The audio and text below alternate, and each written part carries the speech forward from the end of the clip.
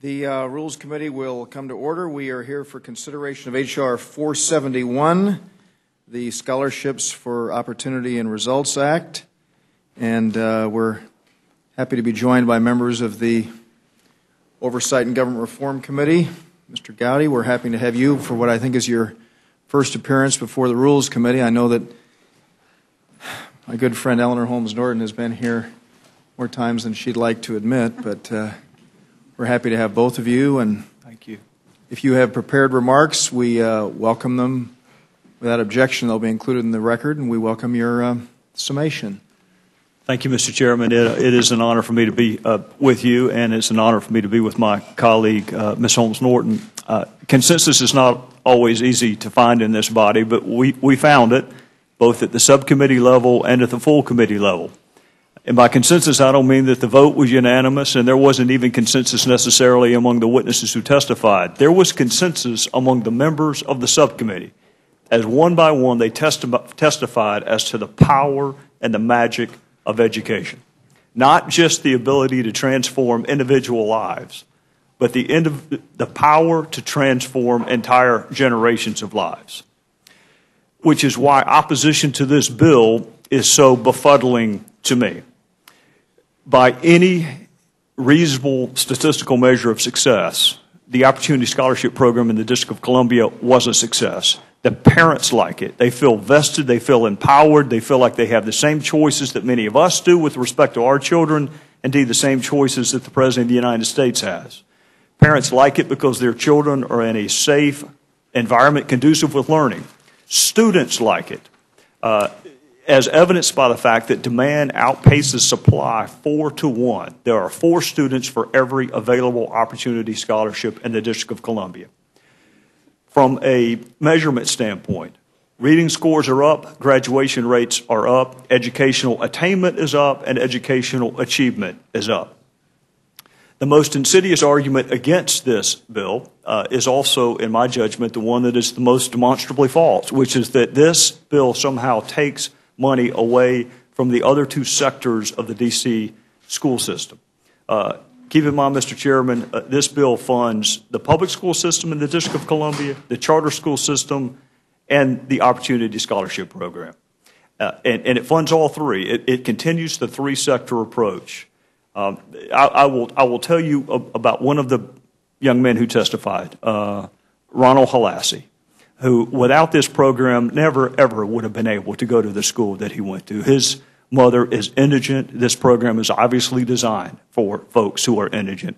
He never would have been able to go to the school that he went to. And he came and testified in a way that would make any member of Congress envious with his poise. And I find it instructive. After his testimony, I was bragging to him on the schools in South Carolina and encouraging him to apply to one. And he is applying to a wide plethora of schools. I find it interesting that the same choices we afford him with respect to college, some would seek to deny him with respect to high school. So I would ask this committee to give favorable consideration to the Opportunity Scholarship Program. It has demonstrable results. The District of Columbia overwhelmingly supports it. The parents like it, the students like it. Even the Department of Education once lauded it as an example of a program that works until someone or something told them to think otherwise. Thank you. Thank you very much, Mr. Gowdy. Well, like your witness there, you were pretty poised yourself for your first performance to the Rules Committee, so we're happy to have you. Ms. Holmes Norton.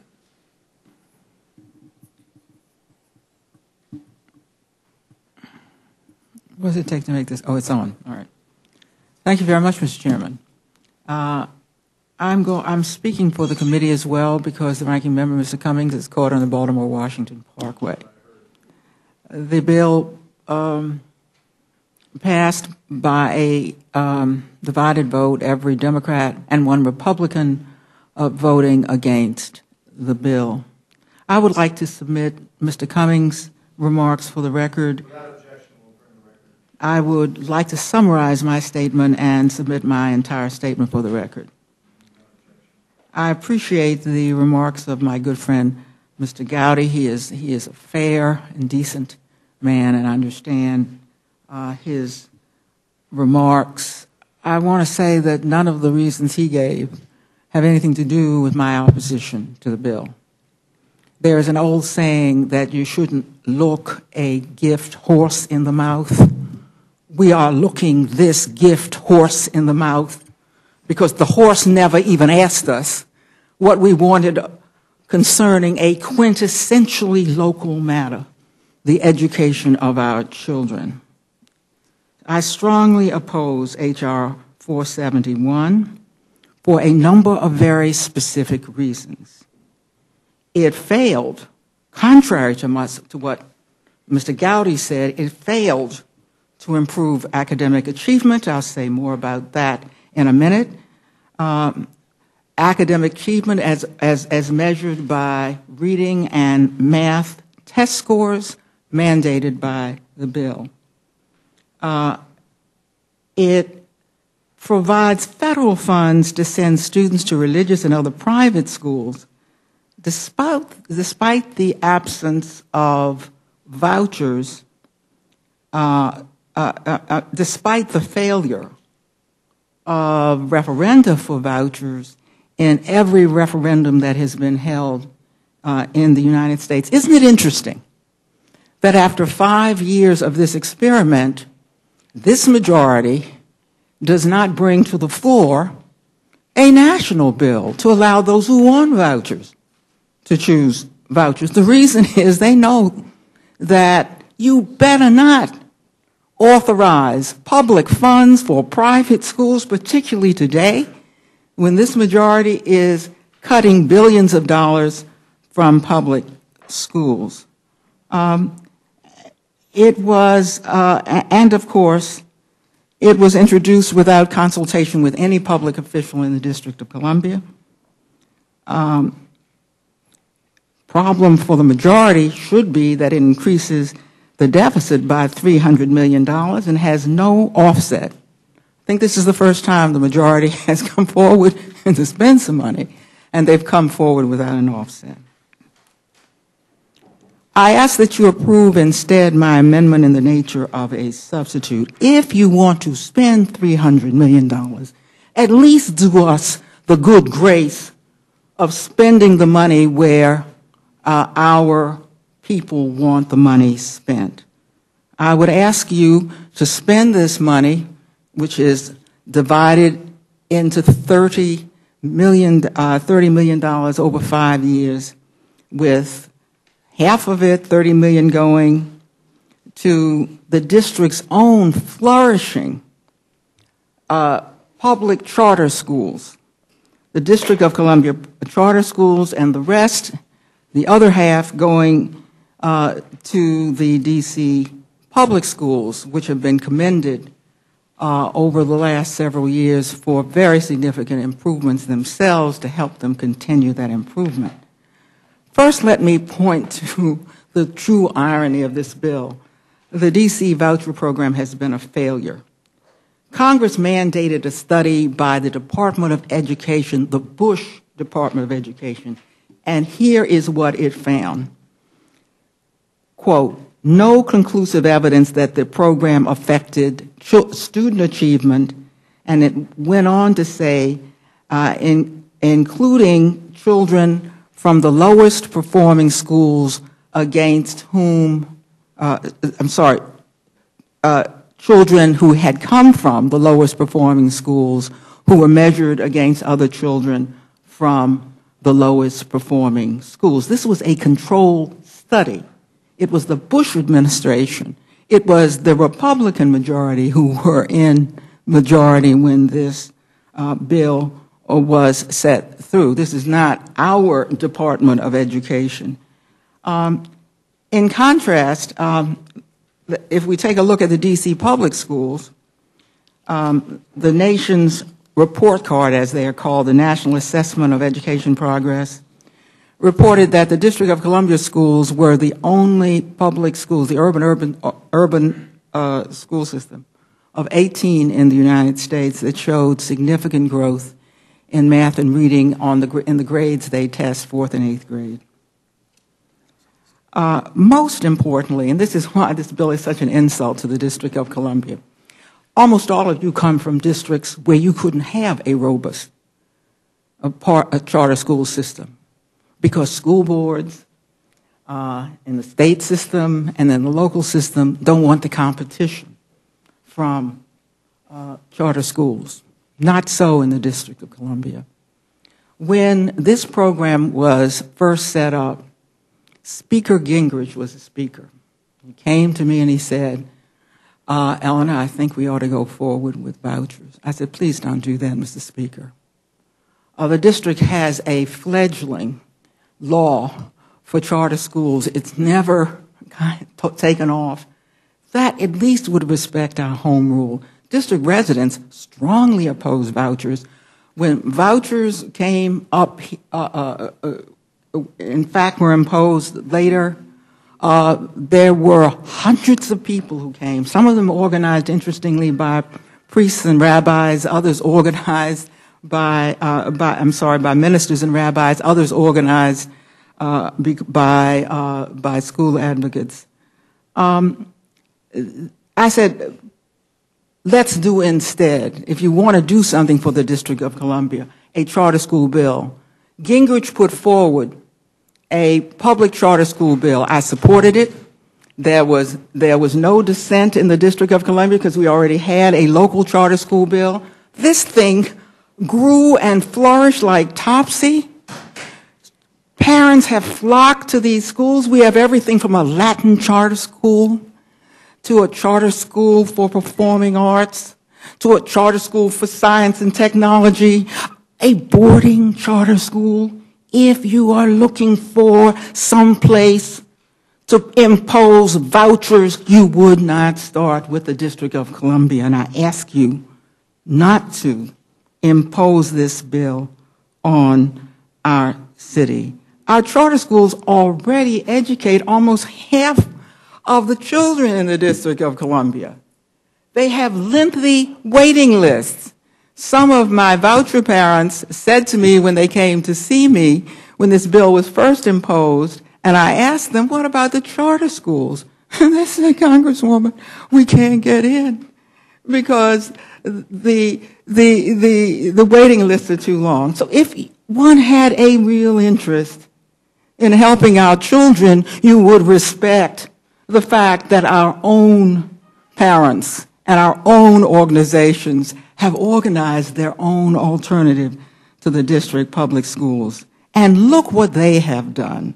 Unlike what the Department of Education controlled study found about voucher achievement, the District of Columbia charter schools have more African American students and more disadvantaged students than the D.C. public schools. And the reason is that the D.C. public schools still have, of course, some white children from very advantaged families.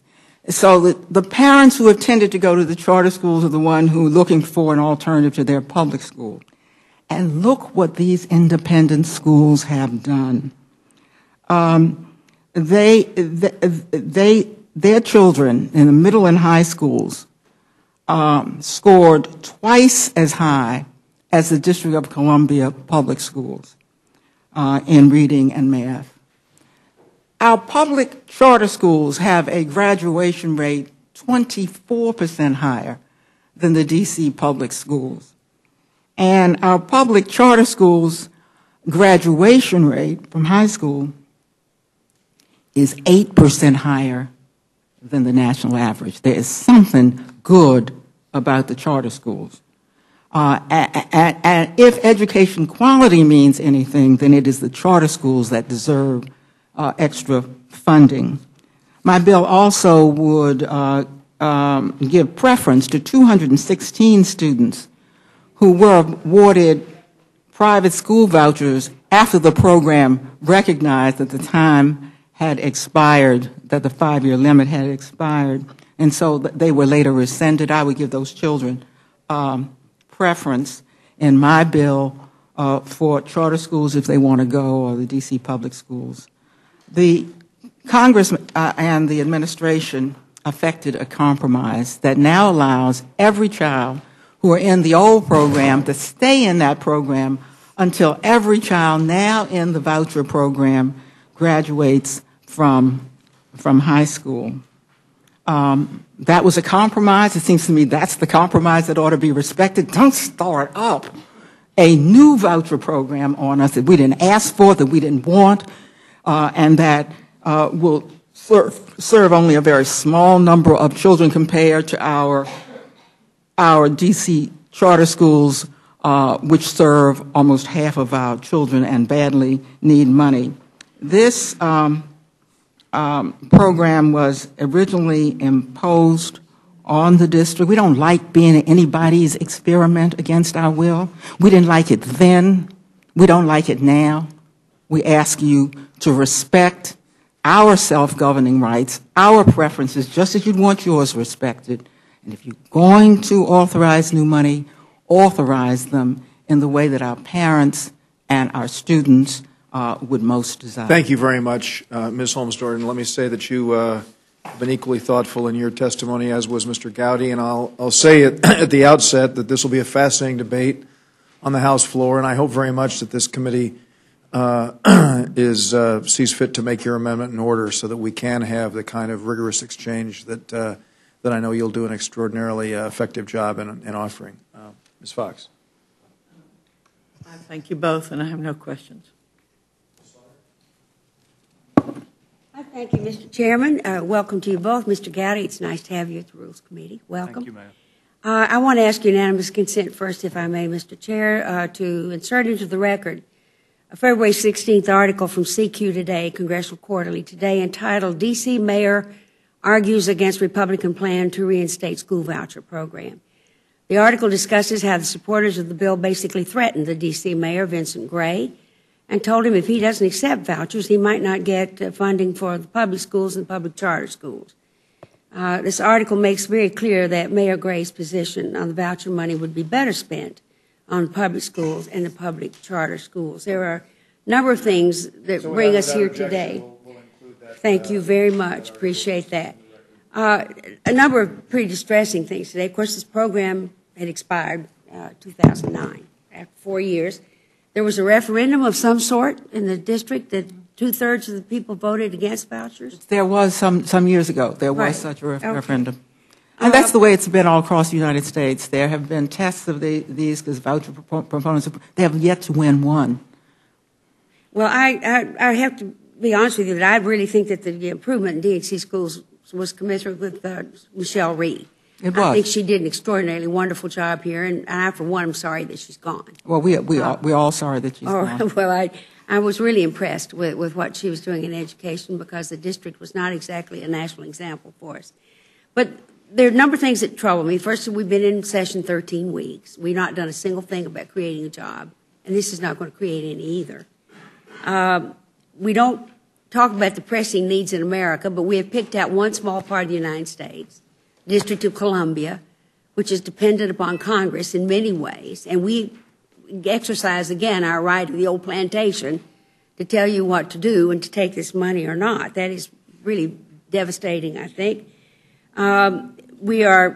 Today we're doing again that we understand that this is Speaker Boehner's pet. It's kind of a experiment of his. The recent years, the District of Columbia has done well, as we'd said, in a district that had been resistant to change for more than 20 years.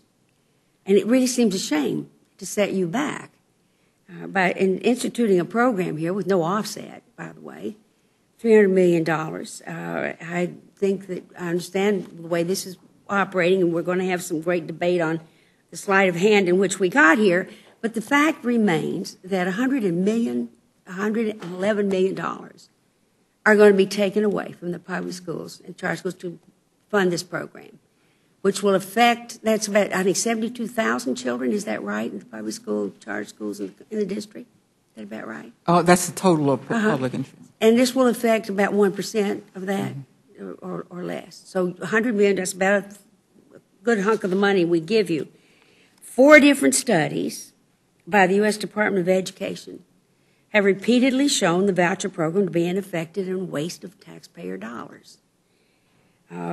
We know that H.R. 1 made drastic cuts to education, And we've made a lot of them because we were broke, right? We can't have NPR. We got to get rid of that because we're broke. But we will spend $300 million on this experiment again, which has failed already in the District of Columbia. I'm really distressed that not a single government official, from the mayor on up to you, have not been consulted on this at all. Is that correct? Well, this bill was introduced without any consultation with any elected official in the District of Columbia. Well, certainly, okay, so we've got a ton of money here. We've got no offset. Spend this new money. We're doing a program you don't want. We're doing a program that 4 times the Department of Education, U.S. Department of Education, said does not work. I really think that I would really appreciate it if the Republicans and Democrats could get together somewhere in the middle here, really start to talk about what we need to do, and that's getting America back to work and stop fiddling with everybody else's programs simply because it's District of Columbia and they can. I'm very worried about that. I think there is no offset for this new program. Is there, Mr. Gowdy?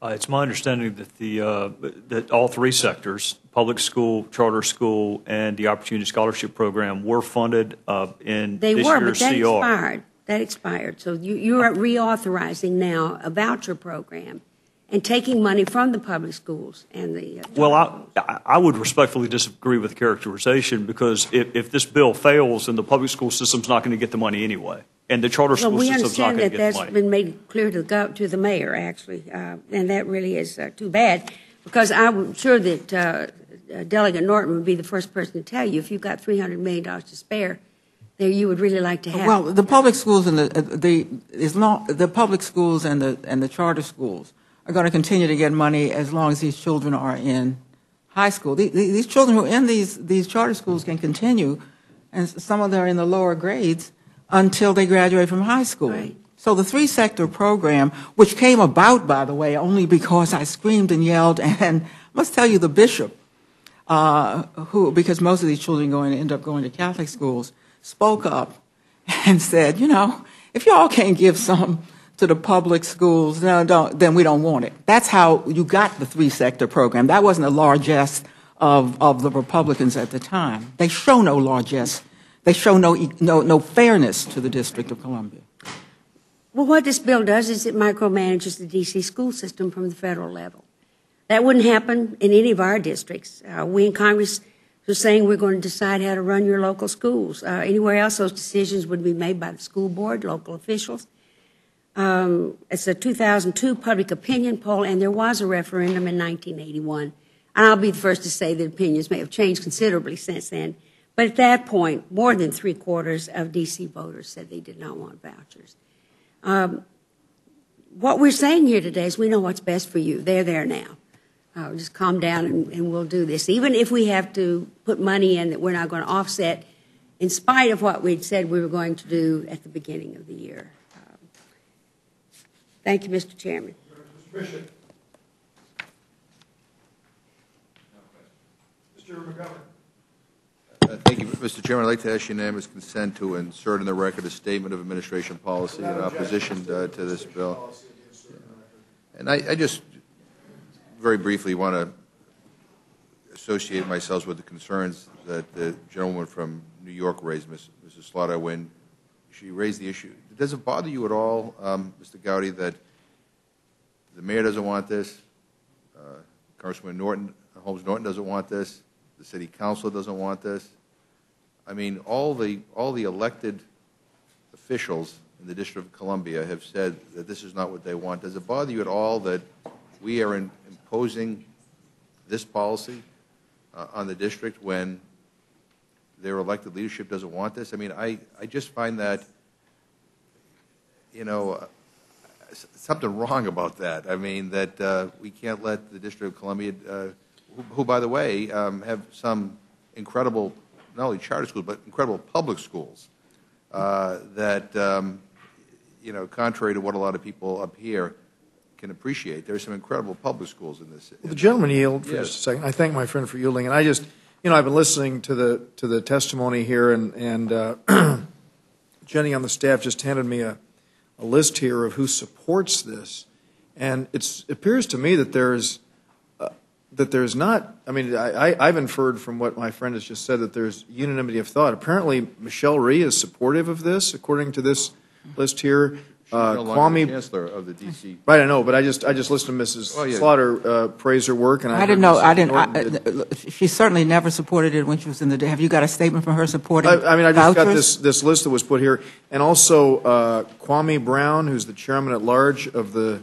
D.C. City Council, is supportive of this as well. I mean, I'm just saying. You said the City Council, and I've just been handed a list here. The City Council is sending. Members of the City Council are sending a letter. It should be here any moment now, opposing this bill. I don't know. Yeah, the thing that I see here, if the gentleman would continue to yield, says Adrian Fenney, Anthony Williams, Marion Barry, Kevin Chavis. These are all on this list. So I don't know what this. This was a list that was. Yeah, well, some of those are not on the council at all. No, but I mean, there certainly people who've had experience. But I mean, I think my friend for yielding. Yeah, I think it's fair to say that the majority of those in elected office in D.C. right now oppose this. In addition to that, the National Parent-Teacher Association opposes it. The National School Boards Association opposes it. The NAACP opposes it. The American Association of School Administrators. The National Association of Elementary School Principals. The National Association of Secondary School Principals.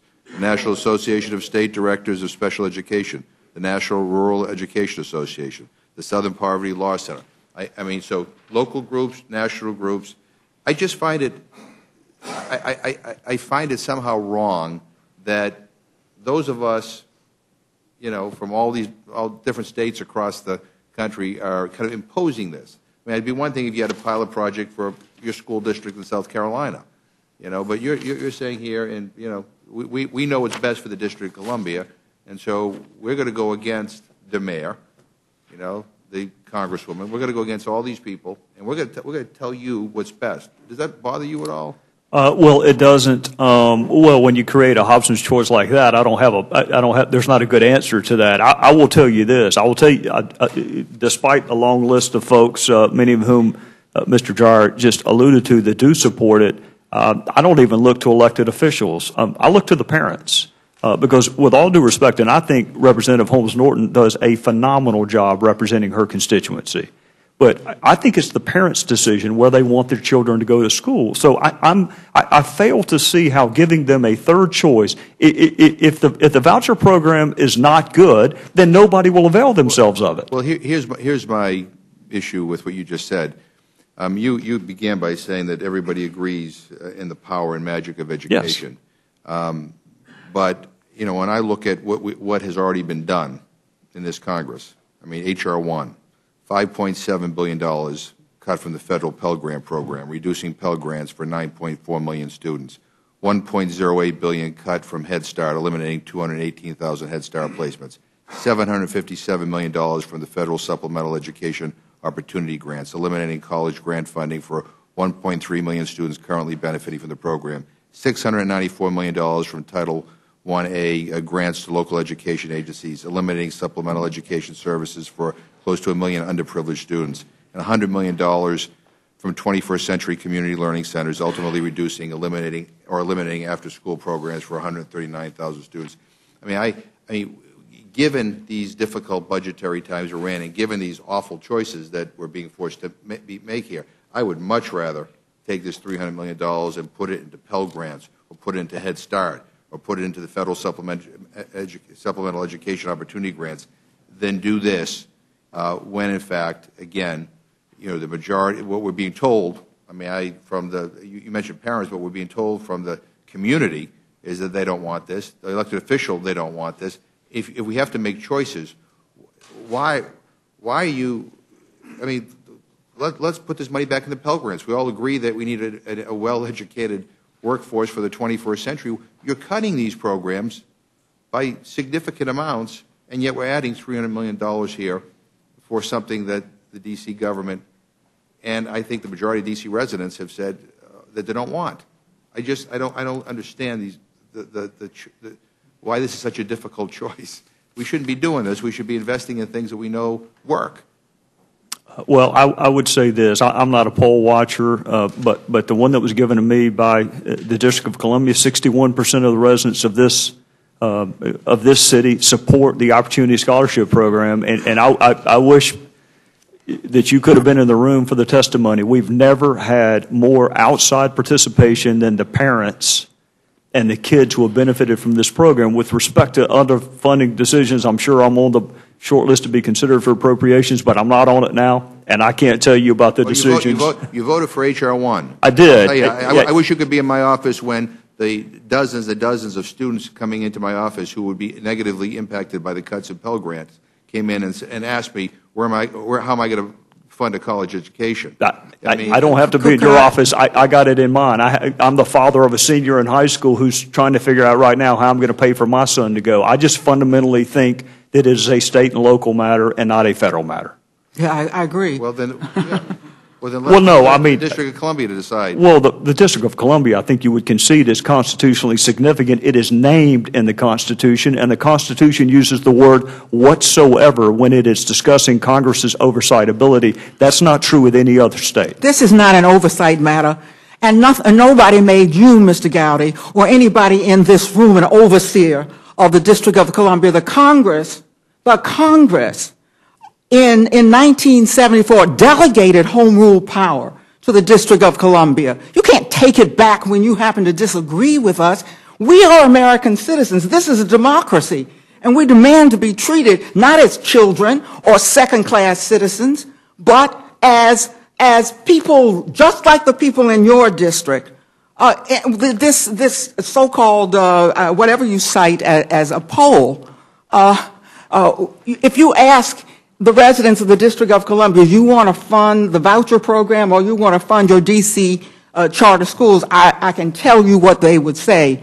And if I may say so, I have to stand for election in the District of Columbia. When I stand up and say my people don't want this, and if you would look at what the vote I get in the District of Columbia, I think you would know that I have a vote of confidence from the people I represent, and that they understand that sometimes I will disagree with them. But since I am the one that has to stand for election, how dare anybody else in this room hold themselves up as representing what the people of the District of Columbia want or do not want when it comes to their local schools? With the gentleman who controls the time yield. I'm happy to. Thank you. I am somewhat bemixed right now in the conversations I'm hearing about education and education control. And I'd just like to ask, if the states and local districts have the great control in the states that we do have, why did Utah have to wait 4 years to get a waiver from the Department of Education to do a better test than was mandated? And why did we pay a $60,000 fine last year because we wanted to do a test on a computer system where the Department of Education wanted to have a different test taking place?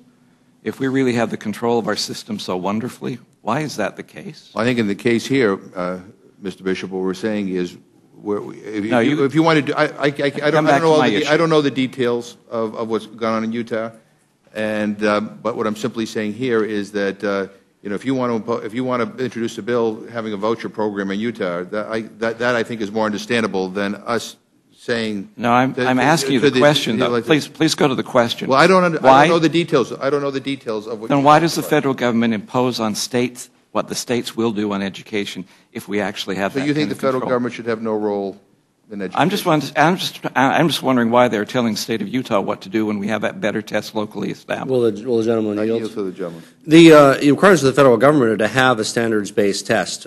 We actually, at this point, have, I believe, 50 standards-based tests. There's some efforts between the states to collaborate based on common core standards that my home state and several others subscribe to. But at this point, each state develops their own standards-based test. Actually, no, that's wrong, Mr. Paulus, if I can interrupt again. And can I yield from the yield to the yield? This is a third-degree yield. Yeah. He's yielding for purposes of discussion. The problem is that the state of Utah's test that was developed is equal to the federal government's test in every aspect except... Excuse me, there is no federal government's test. Yes, there is. They have what is it different called? Standards. What's it called? It still comes back to their standards. What's it called? What's the name of the federal government's test? Except we come up with the science portion of it. Mr. Bishop, what's the name of the federal government's test? It's... There is no federal government test. Then the question I have is, if there is no test, how come we were fined $60,000 for using our own test? Every state uses their own test, Mr. Yeah. Bishop. No, you still have to get a waiver Well, from the federal Mr. government Bishop, to do it. if you are so outraged by what you believe is federal influence on And I your am. system, then you should be with us and Ms. Norton on this issue and let the District of Columbia decide what they want and what they don't want. When you allow I states yield back to do it. about somebody. Mr. Chairman, I'd just like to welcome my freshman colleague here to the Rules Committee. He brings a level of passion to absolutely every issue that he discusses. This is one that happens to be near and dear to my heart, so I appreciate him bringing that level of passion to this, and I have no questions, Mr. Chairman. Thank you. This is a difficult issue, but this is what, in some sense, we're elected to do, but in other senses, it's a strange issue to come before us. Ms. Holmes-Norton, what's the approximate population of Washington, D.C.? 600,000. That's 600,000, and that's more than several states, at least one or two come to mind. Has Washington, D.C. applied for statehood subject to Article 4 of the Constitution? It sought statehood in 1991, got two-thirds of the House, but did not get a bill through the Senate. So it is not a state. It does have delegated home rule, and the Congress, interestingly, Mr. Polis, does allow the city to govern itself, except when there is a ideological or philosophical disagreement with a program here and there. It's a challenging issue because, frankly, I think Washington, D.C. should be a state. Its citizens are, in effect, under the rule of a Congress that they don't elect, save yourself, who is a non-voting member of the House as such. I think you have limited voting rights in committee and the committee of a whole. On matters like this, my natural tendency would be to give great authority to what the people of the District of Columbia have sought through their elected representatives. That means, of course, you, but it also means to the mayor and the city council. It's my understanding that the mayor, a majority of the city council, and yourself are opposed to this bill before us. Now, there was, a recent mayoral election. I think that this was probably one of many issues discussed. I don't think the vote necessarily hinged on this issue. It was my understanding that vouchers was not a matter. It was not a matter for discussion at all. Yeah. No one. After all, the compromise was agreed to that as long as the voucher children were in school, they could remain, and the federal government would continue to fund them. So it never came up. I guess, it's incumbent on each member of Congress to develop a approach to issues with regard to Washington, D.C. And its self-rule. Don't bother. Just treat us. Don't bother. Yeah. Really, we would very much resent your developing any different policy from treating the 600,000 American citizens in the District of Columbia from the way you would demand to be treated in your own district. Well, you have no rights into our local matters, period. Yeah, that would certainly be, my inclination is that your people are American citizens and have the right to self-determination. You may pass a gun law that I wouldn't support for people of Colorado or nationally for the people of the country, and that's between you and the courts as to whether it's constitutional. You may have or not have vouchers, and that's, again, a matter between you and relevant legal authority. As a member of Congress, I guess if there is a overriding moral initiative, we all might need to exercise that individually in good conscience. This issue before us, I don't think quite rises to that level. It's a policy agreement. There's good argument. There's good arguments on both sides. I've seen studies on both sides. I've seen passionate advocates on both sides. But when you come before me and are backed up by the mayor and the majority city council, it would be a very high bar for me to try to impose the will of the voters of the 2nd Congressional District of Colorado on you. Let me give an example from Colorado that might help. We have a district just a couple districts over from mine that has recently instituted vouchers, Douglas County School District. Had, a lot of local discussion and debate, as one might imagine, of any district that implemented vouchers. And, if they remain popular with the citizens, they will continue to elect that school board that instituted them. If not, presumably the voters will elect a different school board that will terminate that program. That seems to me that if a school district that is, wants to have vouchers, they have the prerogative to do that under local control. It could be a state like the state of Utah. My home state of Colorado actually passed a voucher bill, but it was ruled unconstitutional. on local control grounds because we're a district state. It was up to the districts rather than the state to implement vouchers. So here we are with your district, the District of Columbia, its elected representative and its mayor opposing implementing vouchers, not seeking to implement vouchers, and yet there's an effort in Congress to impose vouchers. So it seems to me unusual. It seems to me the logical solution would be for statehood for D.C., which I hope is near. I'd ask the chairman of the subcommittee if there's planned to be any hearings on statehood for D.C. in the upcoming future. Not that I'm aware of.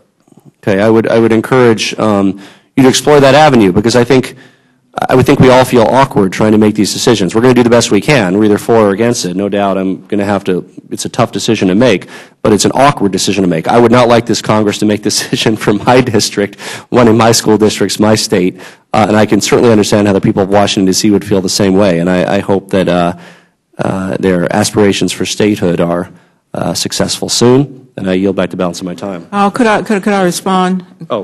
Because I appreciate what Mr. Polis has said, and I note that you indicated that one district in Colorado had instituted its own voucher program. And I challenge the majority to bring a national voucher bill to the floor so that districts who wish to embrace private school funding of public schools may do so, rather than imposing that on any district. I don't understand, Mr. Polis, why this is such a tough decision. It's not your decision to make. It should not be tough at all. Even if we made a mistaken decision, it's just not yours to make. And as it turns out, you say you've seen test results on both sides. The test results, the only test that counts are the one in the bill. And it said, look to see whether or not there is any improvement in the test scores of these children in math and English and compare them to others, and the Bush Department of Education found no improvement. So while I appreciate how thoughtful you are about this issue, I just want to alert you that I hope you will not wrestle with District of Columbia matters. I hope it is instinctive to you that when you're talking about somebody else's district, defer to them. And by the way, assume that they might make, quote, moral decisions. That's also for us to correct. We don't go to your district and say, oh, boy, I have moral problems with what you do, because that can be defined in a number of different ways. We leave it in a democracy to the people in that district to get those people out of office if they are immoral. All I ask for is the very same thing you would do with your district. We are not children. We are not second-class citizens. I will not abide being treated that way by anybody, Democrat or Republican. Mr. Gowdy. Sheriff, how are you? Freshman. Very good. Ms. Norton, it's always a pleasure to hear you. Your passion always comes through in everything that you talk about. I agree with Mr. Polis in regards to it's a difficult decision, particularly when you're talking about funding as it relates to the D.C. schools, and not Pell Grants or anything else, but confine the discussion to your school system. It is, I would hate to vote against it to take money away from the D.C. schools. I think that, you have come a long ways. The district as a whole, both your public charter schools, your public schools in general. So I would be, it's a perplexing position to be put in, and I agree with Mr. Polis that we have to vote as it relates to the D.C. school system. But that's the predicament we're in. I mean, we didn't create it, but that's where we are today. And I certainly want to make sure that D.C. schools have the proper funding, have the ability for children within the District of Columbia to excel, to get to the point where they can move forward in their secondary education. So it is a tough decision, but it's one I'd rather err on the side of funding them than not. So I mean, Mr. Nugent, I can understand what you're saying, but I hope you're not suggesting that money for D.C. public and charter schools should be held hostage to vouchers, which the district doesn't want. And may I suggest that the answer to your dilemma is to support my amendment, which would direct this money to the schools that the district would want. I believe that amendment, the chairman has said that he reports favorably on. That is the way to solve your dilemma, Mr. Nugent. Yes. I would very much hope you'd make it in order. Thank you, Mr. Chairman. To both of you, my colleagues, thank you all for having the passion you have about education. I think it is a part of the path to prosperity. Mr. Gowdy, my fellow South Carolinian, God bless you. At home, do you think your constituents, Mr. Gowdy, would want you making their decisions on education, or do you think your constituents would want the parents making the decisions? Since you and I aren't that far from one another, maybe a couple of hours, the answer is probably the same in both of our districts. And I can tell you, Representative Scott, as a parent of two public high school kids, I want to make the decisions. And I want the parents that I met in the District of Columbia, who by the vicissitudes of life happen to have been born indigent, to have exactly the same opportunities that you and I or our kids may have, or the Secretary of Education's kids have, or the President of the United States has. So with all due respect to the mayors and the former mayors and the city councils, who will really make the decision on whether the Opportunity Scholarship Program thrives or not will be the parents. Yes, sir. Because if they don't want it, then the program will die. Yeah. But I can tell you, Representative Scott, 4-1. There are 4 kids lined up for every single scholarship that is available, and the market suggests they want this program. Mr. Gowdy, were you aware of the fact then, sir, that according to the latest of the Harvard study done in 2007, that approximately 61% of the parents in D.C. want vouchers? Were you aware of that, sir? Yes, sir. And your research is better. I thought it was 60%, 61.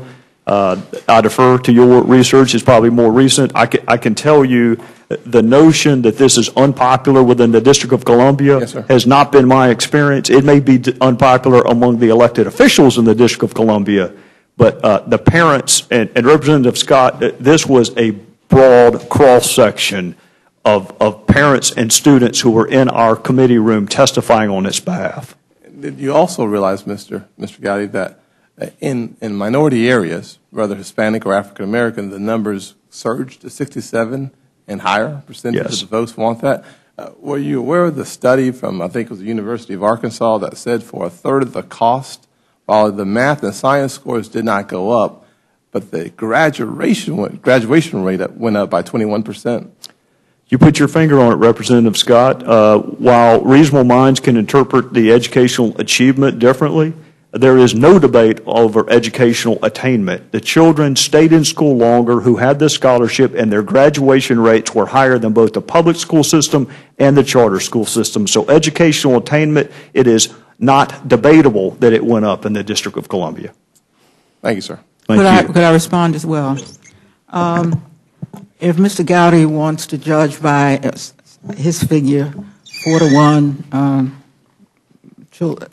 parents want this program, who are in the program, then he would have to, it seems to me, defer to the long waiting list to get into the program created by our parents and by our D.C. organizations, the D.C. public charter schools. If you want to measure it by what the people want, you'd have to take the long waiting list. The graduation rate, yes, the graduation rate went up, but I've already indicated that in the D.C. charter schools, graduation rate is 25% above the D.C. public schools and 8% above the national average. I'd almost like to ask you, what is it in your district and in your state? As for I can tell you in my house it's 100%, but I can't tell you beyond that. I know that for sure. As for whatever poll you're talking about, 61% support vouchers, I challenge you to ask our parents, would you like a vouchers program funded, or would you like the D.C. charter schools funded? Don't expect people who see free money on the table to say, well, if If you're going to give it to us, we'll take it. But if you ask us, as you would insist upon being asked, Yes, ma'am. what do you want?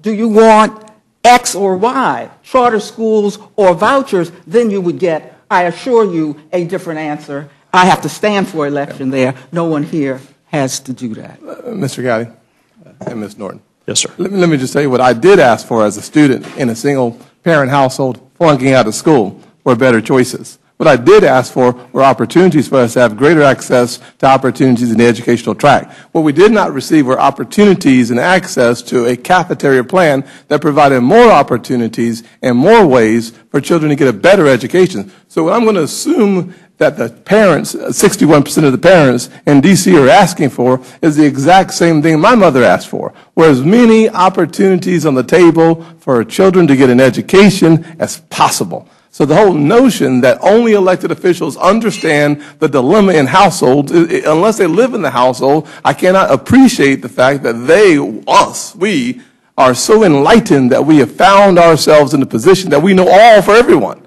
I find that disheartening. Well, I'm a lot more enlightened than you are, sir, who don't represent anyone in the District of Columbia. I'm only talking about the 61% of the parents who... Yeah, well, you don't know anything about those 61% until you have to stand for election. And those 61%, the majority of them must have voted for me, sir. Happy, Ms. Norton, to go with you throughout D.C. and meet some of these parents and go to some of these schools, because I think it's very important for us to have a grounds level perspective, bird's eye view of what's happening to some of the students in the district. My hope is that we don't find ourselves having a fight over how to improve education, but that we put every single opportunity on the table without eliminating any of those. Don't treat me as a child to say, look, I'm putting every opportunity. Unfortunately, we simply, I thought I had the floor, I'm sorry, man. Unfortunately, what we have not been able to do is have a real conversation about education in the areas that are desperate for educational Yeah, you've been too busy cutting education. If you want to have, what you've just said is like saying, look, take your casserole, it'll be good for you. I want to be treated the way you would want to be treated. Yeah, maybe this is another education opportunity. The education opportunity we choose, sir, is public charter schools, not vouchers. We are entitled to our choices when it comes to educating our children in our local district, just as you are entitled to your choices.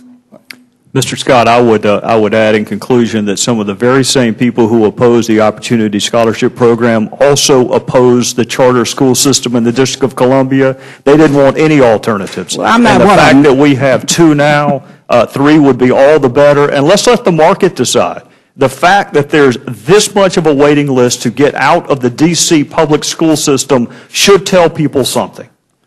It should tell them to fund the public charter schools. I am certain that this will not be our last opportunity to debate this subject.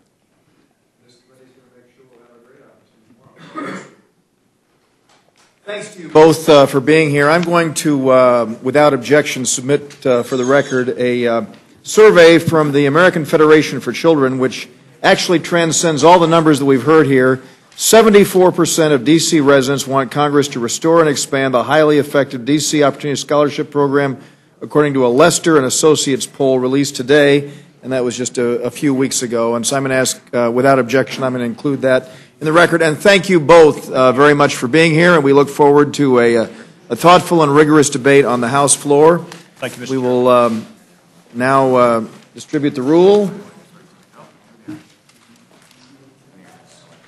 Thank you.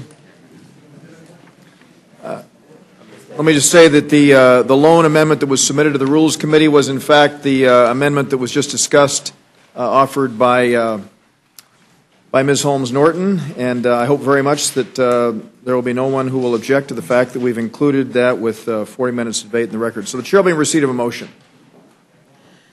Mr. Chair, I move the committee report a structured rule for consideration of H.R. 471, the Scholarships for Opportunity and Results Act. The rule provides for 1 hour debate on the bill, equally divided and controlled by the chair and ranking minority member of the Committee on Oversight and Government Reform.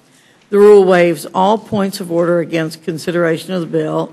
Pardon me. The rule provides that the amendment recommended by the Committee on Oversight and Government Reform, now printed in the bill, shall be considered as adopted. The rule provides that the bill, as amended, shall be considered as read. The rule waives all points of order against provisions in the bill as amended. The rule makes an order the amendment printed in the report, if offered by Delegate Norton of the District of Columbia or her designee, which shall be considered as read and shall be debatable for 40 minutes, equally divided and controlled by the proponent and an opponent. The rule waives all points of order against the amendment. Finally, the rule provides one motion to recommit with or without instructions. You've heard the motion of the gentlewoman from Grandfather Community. Any discussion or amendment? Mr. McGovern. I have an amendment, Mr. Chairman. I have an amendment to the rule. I move that the committee grant H.R. 471 an open rule. You've heard the motion of the gentleman. Any discussion? Yes. I'd like to say a couple of words. Okay, please proceed. Mr. Chairman, this bill is opposed by the voters of the District of Columbia, by their elected officials, and by their representatives here in the House. By the representative here in the House. It is not just enough to make Delegate Norton's amendment in order. A promise was made that we would have regular order. We should give all members of the House an opportunity to weigh in on this, and that's why we're calling for an open rule. The chairman called for a vigorous and open debate. I think we can be assured of that with an open rule. People may come up with amendments tomorrow during the debate, and they should have that opportunity. Very thoughtful argument. Let me just say to the gentleman that we'd like to have one open rule. Truly open rule. Made in order, and we've made an order all amendments submitted to the committee. So I'm going to urge a no vote. The vote occurs on the McGovern amendment. Those in favor will say aye. Those aye. No. No. Mr. Chairman, I ask for a recorded vote, please. Clerk will report the call the roll. Mr. Sessions. Ms. Fox. No. Mr. Bishop. No. Mr. Woodall. No. Mr. Nugent. No. Mr. Scott. No. Mr. Webster. No. Ms. Slaughter. Mr. McGovern. Aye. Mr. Hastings. Mr. Polis. Aye. Mr. Chairman. No. And the clerk report the total. 2 yea, 7 nay. And the McGovern amendment is not agreed to. Are there further amendments? If not, the vote occurs on the motion of the gentleman from Grandfather Community. Those in favor will say aye. Those opposed, no. Opinion of the chair, the ayes have it. The ayes have it. The motion is agreed. Clerk will report the, will call the roll. Mr. Sessions. Ms. Fox. Yes. Mr. Bishop. Yes. Mr. Woodall. Aye. Mr. Nugent. Yes. Mr. Scott. Aye. Mr. Webster. Yes. Ms. Slaughter. Mr. McGovern. No. Mr. Hastings. Mr. Polis. No. Mr. Chairman. Aye. The clerk report the total. 7 yea, 2 nay. And the motion is agreed to. And Mr. Bishop will be managing for the Republicans. Mr. Hastings. For and the Mr. Democrats. Hastings for the Democrats.